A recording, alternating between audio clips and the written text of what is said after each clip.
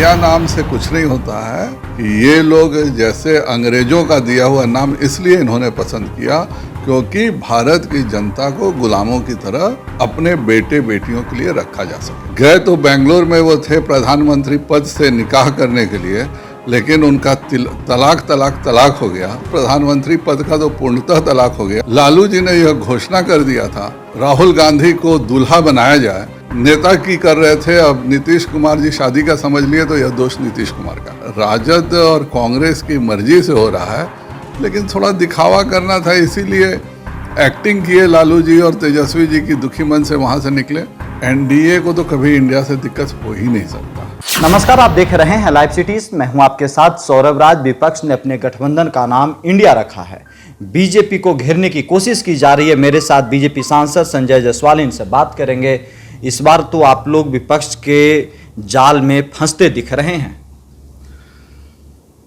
जो 26 दल हैं उनका एजेंडा है अपने बच्चों को बचाना, और इंडिया नाम से कुछ नहीं होता है।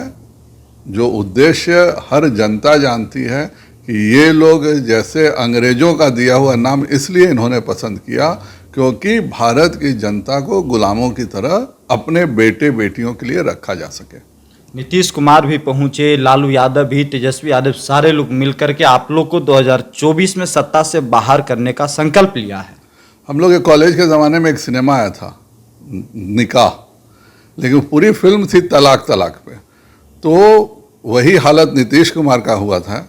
गए तो बेंगलोर में वो थे प्रधानमंत्री पद से निकाह करने के लिए, लेकिन उनका तलाक हो गया, और उसमें नीतीश कुमार को तलाक दे दिया गया। बिल्कुल, प्रधानमंत्री पद का तो पूर्णतः तलाक हो गया। और उसी फिल्म का एक बहुत फेमस गाना था जी, दिल के अरमा आंसुओं में बह गए, हम वफा करके भी तन्हा रह गए। आज नीतीश कुमार की वही स्थिति है।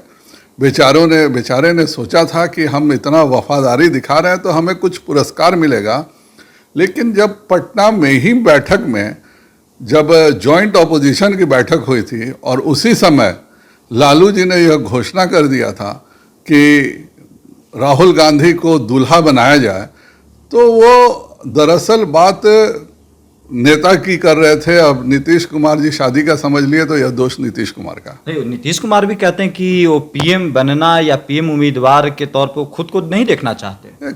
आज तक नीतीश जी ने जो कहा है वह किया है क्या? जब वो जो कहते हैं उसका उल्टा करते हैं।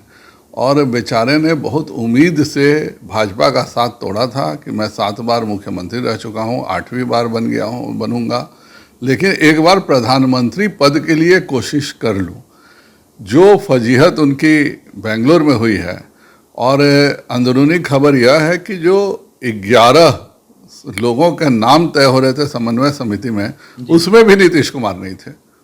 हर प्रदेश से हो रहा था कि एक ही नाम देना है, और वो लोगों की इच्छा सोनिया जी की थी कि लालू जी उसमें रहें। अब नीतीश कुमार 11 सदस्यीय कोऑर्डिनेशन कमेटी के भी सदस्य नहीं रह पा रहे हैं। इसी फजीहत के कारण भागे, और यह सब जाहिर बात है कि राजद और कांग्रेस की मर्जी से हो रहा है, लेकिन थोड़ा दिखावा करना था, इसीलिए एक्टिंग किए लालू जी और तेजस्वी जी की दुखी मन से वहां से निकले। महागठबंधन की एकजुटता से आप लोग को परेशानी नहीं है? बिल्कुल नहीं परेशानी है। मैं पिछले 3-3.5 महीनों से लगातार जमीन पर जनता के बीच में हूँ और लगातार क्षेत्र में रह रहा हूँ। जनता खूब अच्छे से समझ गई है कि कौन नेता सेवा करना चाहता है और कौन नेता केवल और केवल बिहार और देश को लूटना चाहता है। जनता ने तय कर लिया है। रिजल्ट मई 2024 में आप देख लीजिएगा। यानी कि एनडीए को इंडिया से दिक्कत नहीं है? एनडीए को तो कभी इंडिया से दिक्कत हो ही नहीं सकता। एनडीए ने जीवन भर भारत माता के लिए काम किया है, इसीलिए एनडीए को कभी भी इंडिया से कभी कोई दिक्कत न था, न है और न रहेगा।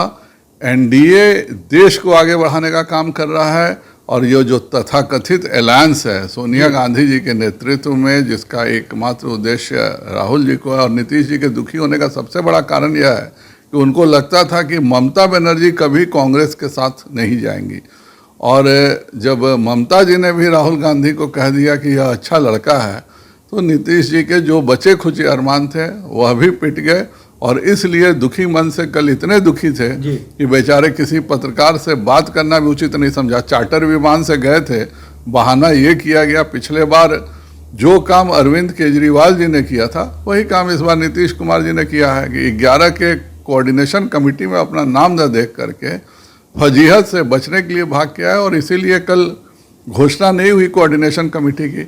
अब देखिए अगर लालू जी इस बात को मना लेते हैं तो नाम रहेगा, नहीं तो नीतीश कुमार का नाम भी उस कोऑर्डिनेशन कमेटी में नहीं रहना। चलिए शुक्रिया सर, थैंक यू।